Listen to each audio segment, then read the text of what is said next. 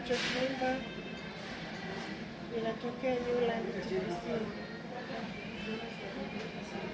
Safari yangu ya ujauzito ilianza mwaka jana mwezi 9, ambapo nilipitia changamoto sana.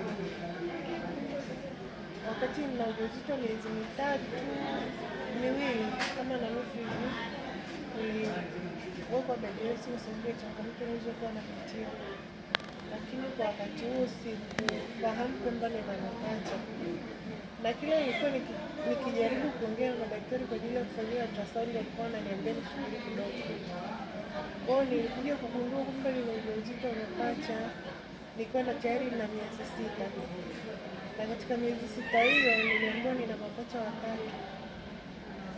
Kwa hiyo nikawa nimeendelea na kliniki na mahudhurio ya kliniki ya kila mwezi, lakini siku ya Jumatano nilipokuja kliniki niliumwa na uchungu wakati nimekuja kliniki na sikuwa nimefikiria. Kwa hiyo ilibidi nipelekwe theater kwa dharura, nikaenda kufanyia upasuaji. Wakati nafanyia upasuaji ndio inagundulika kwamba watoto mapacha ni 4 na sio 3. Kwa namshukuru Mungu, upasuaji ulifanyika vizuri, watoto wakatoka salama, mimi pia nikatoka salama. Namshukuru Mungu sana kwa hilo.